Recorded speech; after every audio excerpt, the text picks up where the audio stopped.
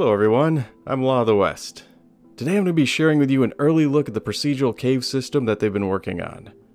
Previously, they've used the procedural layout tool to construct the interior for the rest stops. They use it again to make the interior map locations that are found dotted throughout Hurston's landscape. Now they're using it in a bit more of an organic and non-linear manner to create a system of caves. So now we're not only going to be able to explore the surface of planets, but the insides of them as well.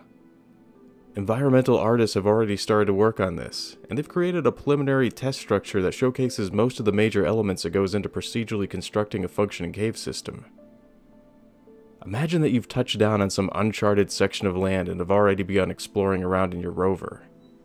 At one point you come across an odd-looking geological structure that seems out of place for the surrounding environment. And this odd-looking formation manages to draw your attention in from some distance away. Upon closer inspection, you discover that there's a fissure that runs along the side of it, which leads to a path. And that path extends further down, leading you deeper inside the structure. Then it dawns upon you what this is. It's a cave, and a big one at that. You're now traversing below the surface of the planet, and how far this is going to extend and how deep it goes is going to be anybody's guess. They're planning on using the procedural layout tool to its fullest extent to create a variety of scenarios for you to explore. Anything from tiny entrances that lead to a huge cavernous interior to massive sinkholes that are going to be large enough to land a ship in. It'll have branching paths and both unique and randomly generated interior elements to keep the caves from ever feeling like you're entering the same recycled prefab environments. The first thing you'll see after entering a cave is going to be a very clear path that's specifically there to lead you further inside. And this area is a test level that they've set up to demonstrate what a large interior space will look like. It's complete with paths that have been set up for the player that's been color-coded in blue. Its function is to keep a specific area open so that the player can freely move around inside of the room. The orange spots are design-reserved areas that the artist can place specific objects in, that can be either generated or could be a permanent part of the cave system. And the rest of the space is open for the artist to be able to fill in with whatever they choose to place there. Any chamber could be connected to multiple branching paths that splinter off from it.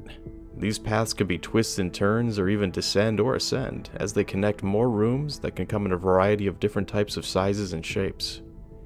The end result is going to be thousands of combinations for the designer to choose from that can create anything from a shallow straight path to a labyrinthian honeycomb of corridors that continues to extend down until it hits Morlock territory. They tested this system out by integrating a fully generated cave into the side of one of the canyons on Daymar. This was done to test more than just the structural setup that they've been looking at up until now. It was also done to see how it would look once they've added it into an existing environment so they could address any unexpected issues that may come from this.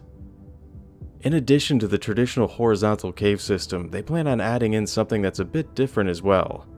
This is the sinkhole design that they've been working on. As you can see, there is a little person standing on the edge of the pit that they placed there for reference. This shows you what kind of scale the designers are working with here. This one's big enough to land a Gladius at the bottom of it. They're also planning on placing all kinds of obstacles throughout the cave system that are going to require you to jump, climb, and crawl your way through it. They want to recreate the cave experience by making tiny spots you need to crouch or squeeze through on your belly in order to pass through. This is also going to connect in with the water tech that's being worked on, so you may have to swim your way through underwater elements as well to reach your destination.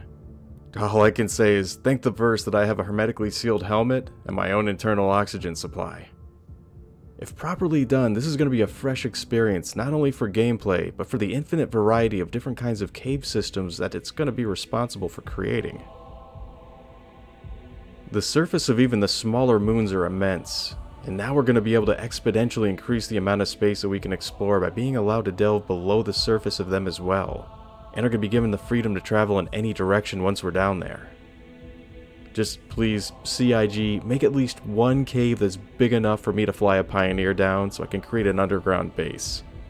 Or maybe make one giant sinkhole for an entrance that leads down into a huge open cave that I can build in.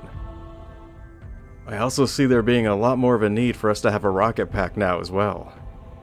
I immediately see the potential how they can further complicate this idea by allowing the caves to connect to underground facilities, creatures' lairs, pirate hangouts, underground makeshift hangars, underwater environments and subterranean civilizations.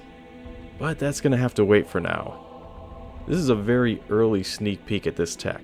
There's no ETA on when it's going to be available in the game, and it's not even on the roadmap yet. So keep your eyes open for that.